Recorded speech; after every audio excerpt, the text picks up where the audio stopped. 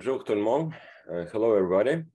It's an honor to have the opportunity to give a second webinar in this series. So last year we were talking about precision agriculture in general, but today it's a special day for me because we have opportunity to talk about sensors. And I've been working on development of proximal soil and plant sensors for 30 years now. And this is one of main focuses of our research team. And also we work on geospatial data processing as well as some other practical solutions for precision agriculture. And the reason sensors is an important component when we talk about precision agriculture, because sensors are everywhere. They are embedded in different machines that conduct field operations, and also we have what we call mapping season. That's when sensors are deployed as a standalone operation to collect maps, to generate different types of data, and then make management decisions based on this data. And when we talk about sensors, I'd like to start with this beautiful painting that's actually describes the essence of human sensing. So we can see, we can listen, we can touch, we can smell, we can taste. And with sensor systems being developed, we're basically doing the same. And in addition to this, we also have at our disposal the entire spectrum of electromagnetic wavelengths. And some of those that are most promising to solve agricultural problems, especially related with soil and plants, we are going to talk about today. So again, the proximal sensing solution, should not be considered as solution instead of remote sensing. A remote sensing platform is another viable tool that's been popular in agriculture, and we are talking about sensing of soil and crop using satellite platforms, airplane, drones. But in proximal systems, we normally looking at sensor placement less than 2 meters from the target. And we also can conduct measurements on the go at a specific location or at multiple depths. And depending on sensor systems that is used, it's one or another method is deployed. And some of systems can be deployed in more than one different way. So as I mentioned, sensors is only part of the story. We'd like to have sensor data connected with topography, with yield data, with remote sensing imagery, as well as with point data, such as laboratory analysis of soil on plant tissue, and farmers' experience, basically managerial data or any observation of anomalies. Those are very important components of the entire data processing structure. Once we collect data from these multiple sources, it's possible to make decisions whether to improve management practice, just general management practice, or switch to variable rate technology if applicable. To date, soil sampling remain one of the key elements. And of course, if we talking about soil sampling, we can take another half of seminar just talking about different technologies, methodologies. We have robots that can be used to collect soil samples at a specific depth. We have improvement in terms of analytical skills, but it's still limited to the concept that you need to collect specimen of soil in the field and ship it somewhere to the lab that will do analysis of those samples. So the problem is that sometimes this method is expensive, and to get to the level of variability that we actually want to observe, we cannot do it at economically feasible way. So with popularity of yield maps and so on, there is a motion that, okay, can we make certain measurements on the go when instead of having few accurate measurements, we make hundreds and thousands of less accurate measurements. But then at the end, the map is going to end up more accurate because we take care of special uncertainty. So this diagram shows the general structure of sensor application and different products that we can receive at the end. Of course, one of important products that we after, it's thematic maps of soil properties. And this, to develop quality map, it's a combination of data coming from different sensors and historical management, and also data coming from calibration sites. Also, as I mentioned, some of sensors can be located stationary. So that's when we can get information about temporal change of soil conditions, or to some extent crop conditions, when certain sensors are placed for a long time and transmit data continuously. And also, once we have thematic maps, if we also consider what we're going to do with this data, we have ability to derive management zones. It's basically connection between thematic maps and areas that require different treatment based on local conditions. So this graph, it shows in more detail in terms of how we can get information coming from multiple sources coming together to that thematic soil map, which is actually a model that represent state of nature in the field. These days, with advancement in machine learning and deep learning and other analytical tools, we have ability to connect quite a few different layers, and there is a trend for continuous improvement of the quality of the maps. And from one of our recent studies, this diagram just show what the capability, because we have multiple parameters that we're interested to understand. And some of them, such as cation exchange capacity, we can see that for majority of sites using proximal sensor solution, we can significantly reduce standard error, and the quality of map is much, much higher than if you did just traditional field average.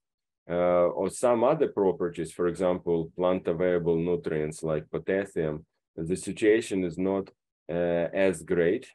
So variability is occurring at much higher density, and some of the relationships that we're relying on are not stable. So for some sites, we have significant improvement. For the other sites, the error is still compatible to field averaging. In terms of sensing technologies that should be implemented or have been implemented to predict different soil properties, I would put field topography as number one. And these days, we have ability to collect field elevation data from a variety of sources, including data that can be downloaded, different LiDAR missions, and of course, RTK level global navigation satellite systems, which frequently used for auto guidance. So if you do auto guidance, you have ability to collect quality elevation data. And once you have elevation data, you can derive multiple surfaces, such as slope, aspect ratio, catchment area, wetness index, and other elements that are really important to support agriculture. In terms of geophysical systems, there's an array of units that have been available for on-the-go mapping for over 30 years.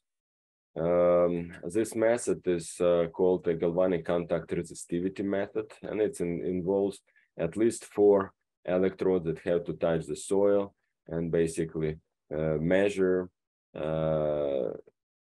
how ability of soil to conduct electrical charge.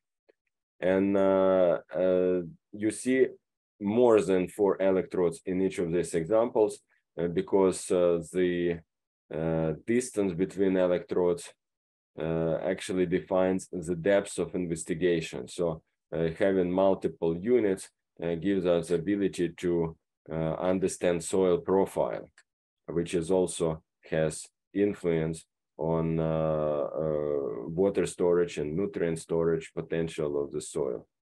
And one of our research projects, we actually used 4 electrodes, but we're dynamically changing the distance to even further increase the number of depths that we can investigate.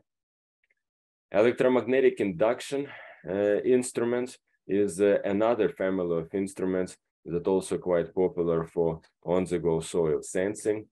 Those instruments coming from mining industry, but in agriculture it's called near-surface geophysics. So the spacing between coils is relatively small. The principle is relatively straightforward. We have transmitter receiving coil. Transmitter coil causes eddy current in soil, and then eddy current causes secondary field in the receiver coil, and the ratio of secondary field to the primary field defines conductivity of soil. So in this situation, the depth of investigation can change depending on the spacing between those coils or solenoids, orientation, they are parallel, perpendicular, height above soil, frequency of operation. So there is several parameters that can be changed, and that's why some of units like this one has 8 channels, so basically 1 transmitter and 8 receiver coils.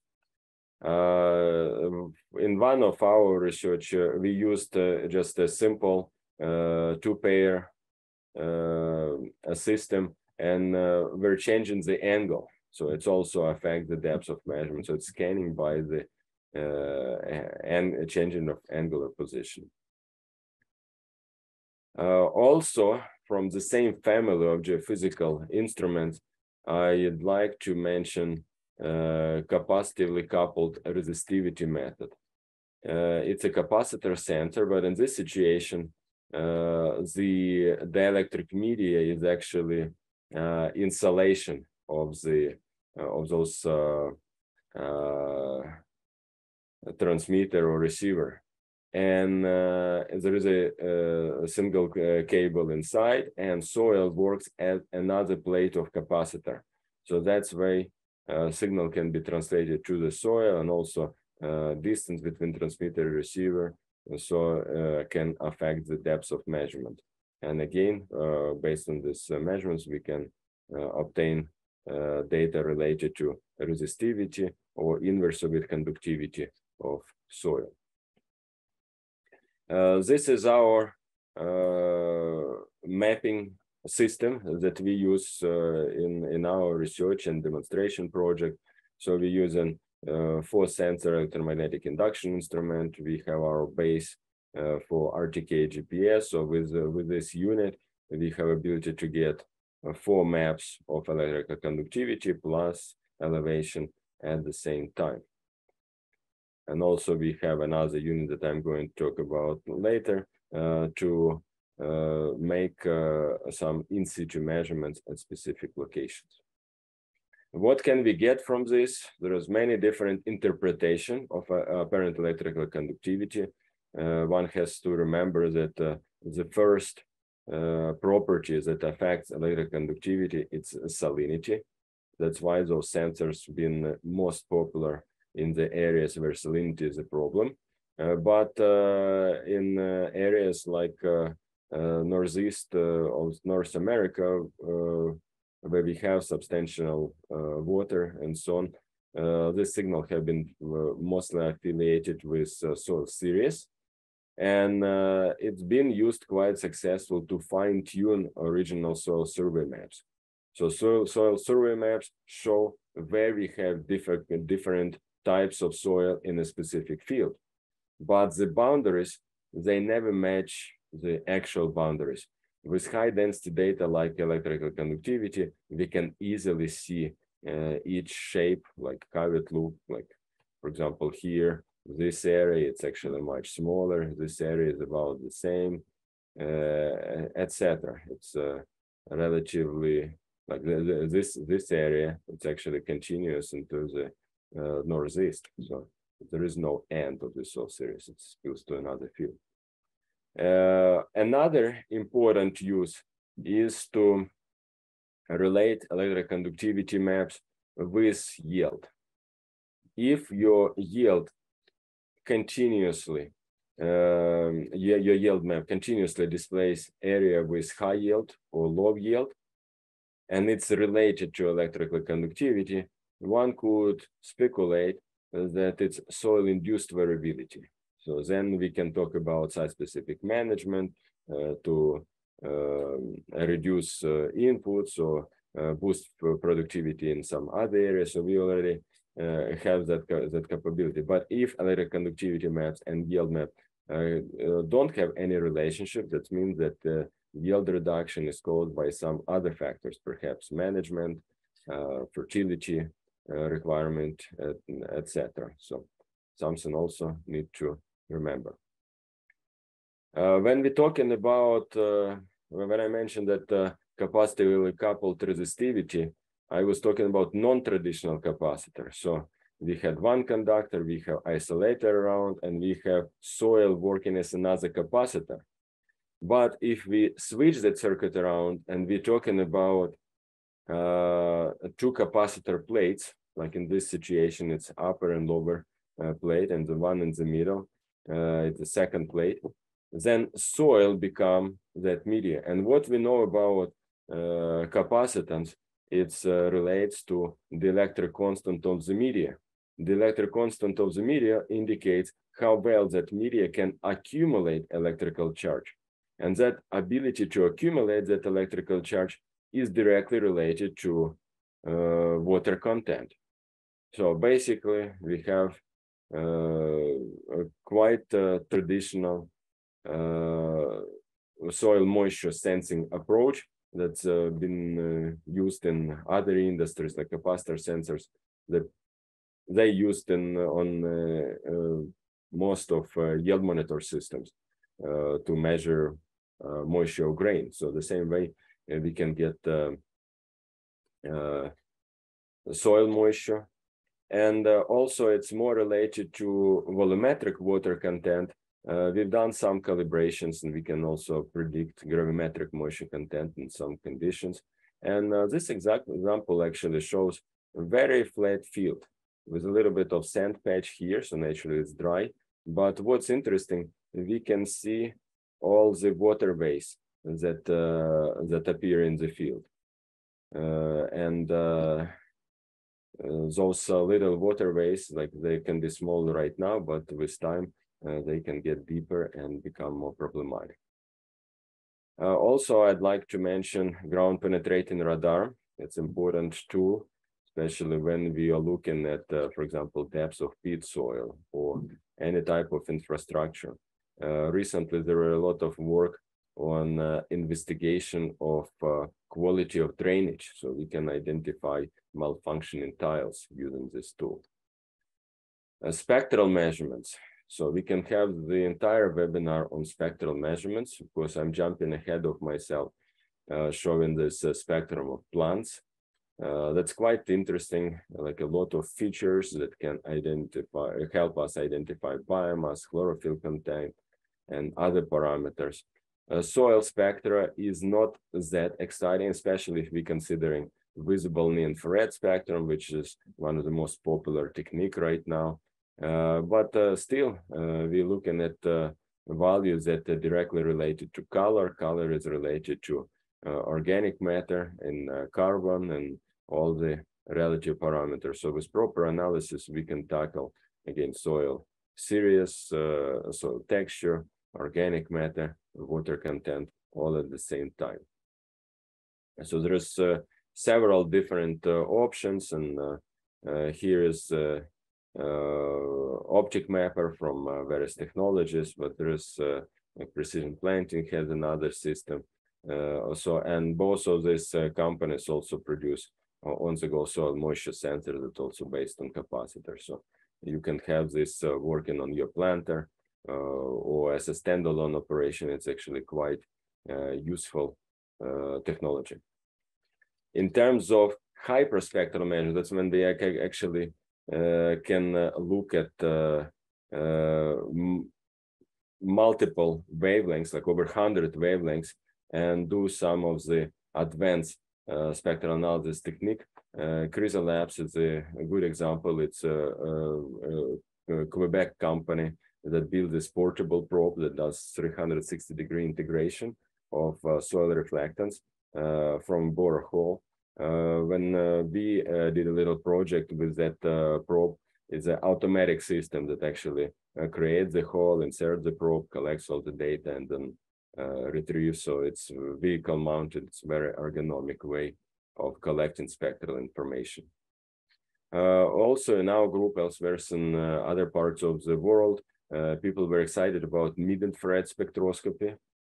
Theoretically, we should be able to address some additional soil properties, and we worked with this little sensor and looked at the ability to predict soil texture and to some extent phosphorus content in soil.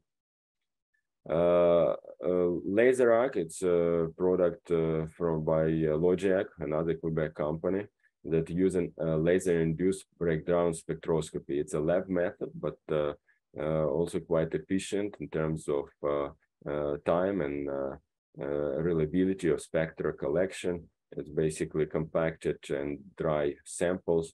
You collect data from 24 plasma burns, and using proper analytical tool, you can predict also a variety of soil properties. In our lab, we were actually quite excited in terms of working with microscopy. So when looking at soil under microscope, we can differentiate, visualize quite a few different phenomena. So it's a mineral soil, it's organic soil, and it's one of case where we actually found a little tiny worm there. But with proper analysis, we can actually predict particle size distribution, sand content, silt content, and clay content. And also because it's color image, we have secondary ability to predict soil organic matter, which is also something that we can do using regular cell phone, just again, Munsell color related to organic matter. So with a proper image processing to remove moisture effect, we also have ability to predict soil organic matter.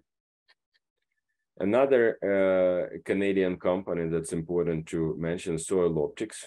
It's nothing to do with optical measurements. It's a system that using passive gamma ray sensing technology. So further with higher frequency part of the electromagnetic spectrum. And whether we like it or not, soil that we are using is a radioactive material. So there's several radioactive isotopes. And the level of gamma ray emission that continuously happening from any cultivated soil depend on the soil mineralogy and also array of other properties. So with this non-contact sensor, we can also accurately map soil series. And because we are looking at specific isotopes, there are some secondary relationship to look at even some chemical characteristics of soil within a routing zone. Also, not as popular commercially, but there is variety of ways to measure mechanical impedance of soil. So basically, you penetrate soil with a certain instrument and you measure the force it takes to penetrate through the soil.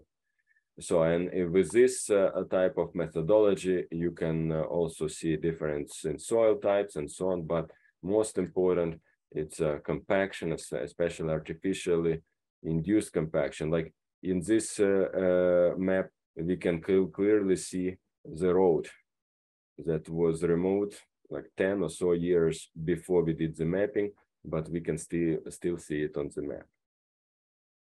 And the variety of these sensors is actually quite big.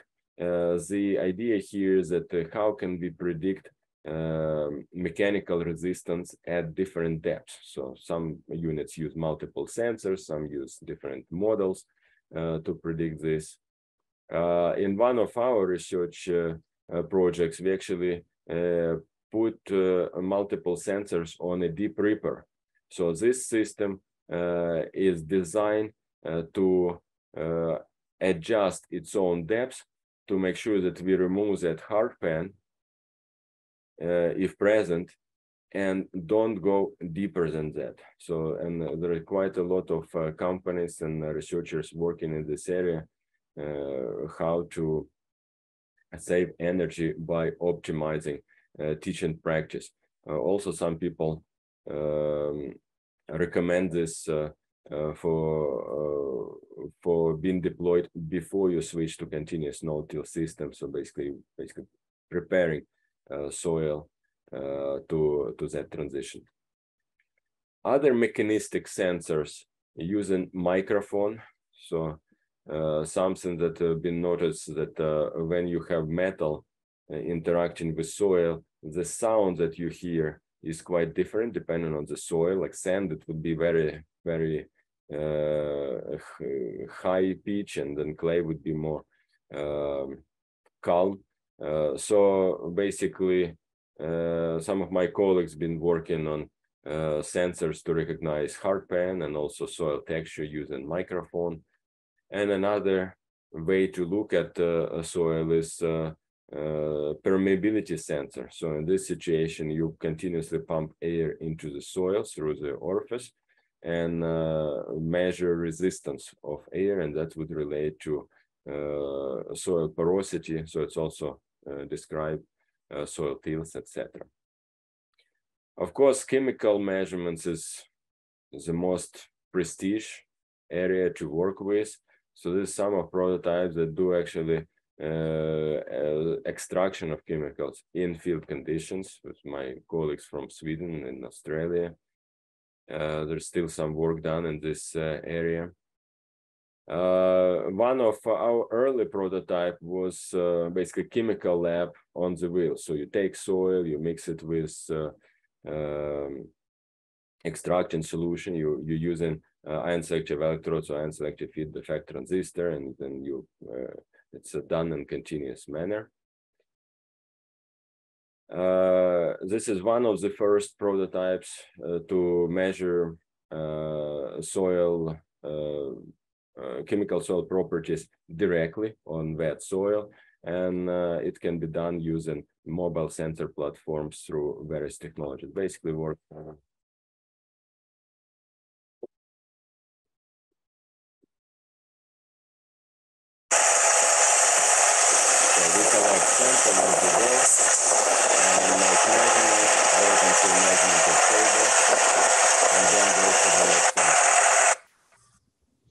So in the result, we can increase at least 10 times the density of measurements, and this map is a good example where with automatic mapping, we can identify such phenomena as a lime deposition due to gravel road north of the field, or like much more details in terms of where exactly you want to place lime and where liming should be avoided at all. So the same approach can be extended to other sensors such as potassium and nitrate. The problem is that those electrodes are not that durable, and also the interpretation one magnitude of basically one slope of this electrode change means change of concentration 100 times. For pH, it's mean only 1 unit, but for other nutrients, like 10-fold change of concentration, actually quite large change. So the interpretation of these results is not the same.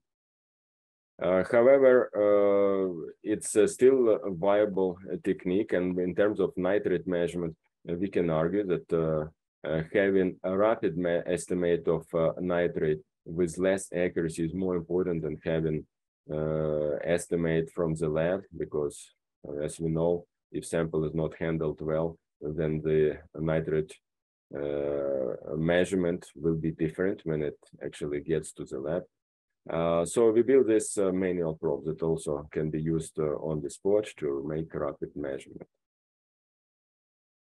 So far, I've been talking about physical and chemical sensing, but also biological sensing is important. So traditionally, we are using this sort of chambers to make samples of gases, but with presence of NDR sensors to measure CO2 concentration, it's possible to build sensors like this, and we built again several prototypes that can measure CO2 in soil in real time. And this one of examples, one of our fields here on the farm. Here we have organic soil, here we have mineral soil, and we clearly can see that it's a different level of biological activity because different level of respiration from the soil at the type of mapping. So later we built a wireless sensor network. So with this network, we have a bunch of these low-cost sensors that you can distribute in a study area. If, for example, you have multiple treatments that affect carbon sequestration or any other practice that's supposed to reduce greenhouse gas emission. And so within 15 to 30 minutes on your phone, you can get the differences between CO2 fluxes between different nodes. The recent prototype that we are working on, it's a combination of air porosity and CO2 concentration. In this situation, we basically pumping air from the soil to measure CO2 concentration, and then we reverse the pump and we put in ambient air in the soil and measure resistance. So we have two measurements done at the same time. One of key elements of soil sensing is that many different properties, many different sensors, but we want to isolate specific effects, and that's why we combine multiple sensors at the same time. As you saw in previous video, we could do electric conductivity, pH, and optical reflectance, all done at the same time, and shouldn't forget about field topography. As a result, we get map of pH, map of electric conductivity related to soil texture, map of subsurface reflectance related to organic matter. Combine it together gives line recommendation. Other combinations, sensors, mechanical sensors with moisture sensor, also gives us ability to predict bulk density. Using hyperspectral data at different level also gives us ability to profile sensor and basically build three-dimensional model of the soil. Again, using ion selective electrode in situ in combination of different optical sensors, basically using the same strategies that Mars rovers do on Mars, but do it in Earth conditions and have this completely autonomous systems like this one. It's actually our prototype physical soil a sensing platform, and we're working with one of manufacturers of autonomous vehicles to actually integrate it and build this soil scouting vehicle. So wireless sensor networks is important. So we have on-the-go data to define what's the most informative locations, and then have certain places where we put stationary sensors to provide information. When combined this properly, we can get a water stress index indicator, for example, at every 15 minutes or so. Now, switching gears to plant sensors, I don't have a lot of time, but we'll try to squeeze this in about 7 minutes. So we can measure weight of crop being collected. Like this is a small sensor that takes the weight from the pallet, the GPS position, and communicates this data to the server. Machine vision sensing is also quite important to characterize the yield of different crops. Like here in Quebec, we've been practicing with the onion and shallots, but pretty much any specialty crop would have advantage of this. Even harvesting willow trees, also using three-dimensional RGB imagery is quite helpful. Also, I wanted to mention ultrasonic sensors, frequently depreciated, but it's very rapid measurement, very reliable, inexpensive, and gives size of biomass. So in this situation, we actually wire the sensor into the control of the tractor, so the speed of the forage harvester would be automatically adjusted based on the crop height. Mechanical sensing is also feasible. This pendulum would change the rate of pesticide based on the biomass in front in a small series crop, like wheat. Pasture meter. It's another important sensing platform. In this situation, it's optical array that use. It gives comparable measurement to ultrasonic sensing, but there is some advantages, disadvantages of both methods. Our group was probably one of the first that combined ultrasonic or optical and thermal measurements on the same platform. And that's like those multispectral sensors been widely used to optimize siderace nitrogen applications. So there are many commercial products combining together with ultrasonic sensor extend the range that the system is applicable. So we can optical sensors work at earlier stages, and ultrasonic sensor works better at later stages.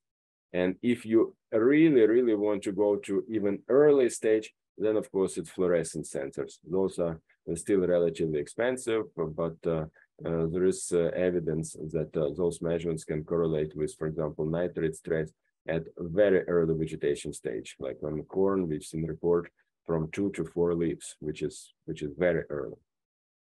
Of course, currently we are working on one of the most complex integrated plant sensing system, which combine not only fluorescent but kinetic fluorescent sensing, image hyperspectroscopy, LiDAR sensing, and also thermal imaging. And that can be used for research studies. But in practice, especially when you do selection work on multiple crops or so, we build this rapid prototyping system that uses a basically optical sensor with 3 channels, camera with all the machine vision, enviro sensor that measures all the atmospheric condition, and of course ultrasonic. It's one of the best sensors for crop architectonics. You can get better data with LiDAR, but we are talking about difference in cost. And this is basically how the system would operate. So it's really in real time you get full picture of crop performance, both in terms of chlorophyll content, potential stress, and the size. And that's all that I have for today, and will be happy to answer any questions. Merci beaucoup pour votre attention. Première question, Monsieur Adamchuk, serait est-ce qu'il est possible avec la télédétection de connaître la composition du sol et avec quelle image ce serait possible de le faire? Thank you for the question. Again, remote sensing or teledetection it's not the focus of today's presentation. We can spend another webinar talking on that. But with remote sensing, you're looking actually at what's happening at the surface. So your image has this noise of surface conditions. Like so, even if you have bare soil, then the moisture of soil changes the most at the surface. So, and the moisture of soil will, of course, change the brightness of your image. And also, as you switch into conservation tillage or no-till, like the best tillage practice is when you never see the soil. So, and if you never see the soil, you never see the soil. So all you see is crop residue, which may or may not relate to soil properties that you're interested. There are some remote sensing platforms that can see through the soil, and that would be either a radar sat or radar type of measurement or microwave measurement. There are some of my colleagues working on microwave sensors that actually can detect soil moisture even if you have residue. Another exotic measurement is a cosmic ray sensor, because cosmic ray relate to hydrogen. Hydrogen is a part of water. So there are some groups that working on both proximal and remote sensing that involve cosmic ray acquisition. But the benefit of proximal sensing is that we can actually penetrate through the soil and we collect data subsurface, within rooting depths, within seeding depths. That's where actually we interested to know those parameters at that specific depth. Merci. Donc, même si ce n'était pas le sujet du webinaire, vous avez fourni une réponse assez complète. Je vous remercie. Il y a une personne qui demandait si vous aviez... je vais la formuler en anglais. Excusez-moi. Have you any trials in Quebec using dual EM technology and proximal canopy reflectance in order to predict canopy growth biomass from soil conductivity? Okay, so the question about experimentation with dual sensor and experimentation with crop sensing and a relationship between the two. So it's a quite complex question. In terms of dual, well, that's what we use, and there's several systems, and actually in principle of operation, when I was talking about electromagnetic induction, dual and geonic or EM38 sensors, they use the same concept, slightly different frequency, slightly different dimension, but it's the same concept of measurements. And yes, we use it extensively in many different landscapes across Quebec, and we can have good understanding of soil distribution on a specific site. On the other hand, we also were looking at crop sensors to monitor vegetation growth, and we can estimate biomass and so on. The relationship between the two, it become an issue of agronomic issue, like which soil parameters affect measurements. So for example, if there are certain areas that poorly drained, would it really cause reduction of biomass over time because you don't have proper aeration, because you have a late germination and other parameters? And the answer is most likely yes, but it's actually a very crop specific and site specific. So we need to look at a specific case. OK, parfait. Donc là, vous avez parlé davantage de vos recherches. Il y a quelqu'un qui se demande, en fait, là, tous les équipements que vous avez présentés aujourd'hui, est-ce que vous savez la proportion ou quel type de producteurs ou conseillers peuvent utiliser ce genre d'équipement? Parce que est-ce que c'est uniquement des équipements adaptés à la recherche ou il y en a qui sont adaptés vraiment pour les conseillers terrain, là, parce que ça peut sembler se chiffrer, ça peut coûter cher probablement, là, de se doter de tout ça. That's a very good question. And when it comes to proximal sensing technology, we are witnessing the entire array of marketing strategies. We have some sensor systems that are built for sale to farmers and field advisors or service providers. We have some other systems that come as a complex. So you cannot just buy the system, you need to loan it, you need to sign up for services. There are some black box approaches when the sensor measurement directly connected to the controller, and they even would not tell you what the numbers that they use to make control. It's like when you buy it, you buy it as a package. So most of sensors that I spoke about today, they are commercially available. There's plenty of different vendors.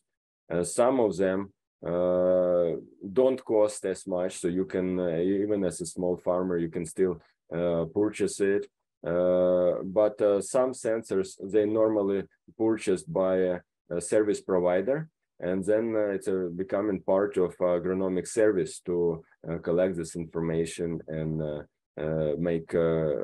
provide management decisions based on the data. And there is a whole array of different programs available to both producers and to service providers how to do it, because it's these days it's not only the sensor itself, it's also calibration model, which is normally stay proprietary. So in order to get good interpretation on the data, you need to you need to upload your data to the cloud where the magic is done, and then you get result that's based on hundreds and thousands of calibration sites across region where you're using that sensor. So it's really evolving industry. In terms of percentage of farmers, the report that continuously monitor adoption of precision agriculture in North America, it's Purdue University. They like every 2 years they publish this dealership survey report. So according to the latest one, when it comes to proximal sensor systems, we are talking about 1/3 of farmer population have one or another technology been used for their farms. Merci. Donc, on va avoir peut-être une dernière question. Est-ce qu'il y a de l'équipement ou vous, là, dans vos projets, si vous avez travaillé pour déterminer la proportion, là c'est assez précis, là, mais la proportion de légumineuses et de graminées dans les prairies de foin? Est-ce que c'est quelque chose que vous avez mené ou qui est possible de faire? Okay, well, this is a very good question. So in terms of whether it's drone or tractor mounted, it doesn't matter. It's still the same sensor. It can be deployed different ways. What matters is what type of sensor is used and what type of data processing is used for that. Because we are talking about spectral imaging. So that's basically the area. So with those sensors, we get information in spectrum domain and information in vision domain. So when it comes to crop identification, normally we focus on vision domain first. So we're looking at the size and shape of leaves, and then we switch into to crop domain. So the number of systems and variety of them of sensors used is quite large. it's relatively easy to separate, for example, C3 crop from C4 crop. Like when you have long leaves, when you have like broad leaves. So certain species, like for example, if you have satellite crop on like for example, oats from wheat or so, might be more challenging to separate. Like in alfalfa, normally we have alfalfa grass mixture. So technically we can do that, but the accuracy may not be as appropriate because of variety of conditions, different lights, different training models, and so on. So to answer this question, yes, those systems are available. People have been using, like every new prototype, new algorithm, getting better, but still there is some work to do to get this improved. Like the technology has better capability. The biggest problem with the sensors is calibrating, because in order for us to get quality prediction algorithm, we need to do quality work on aligning a sensor measurement with ground measurement, and then do this crop counting manually. So a lot of times the error in that manual work for somebody to go and actually measure what we're trying to predict. And that's quite expensive, because in order to get a decent artificial intelligence model, we need to have many and many samples to train with.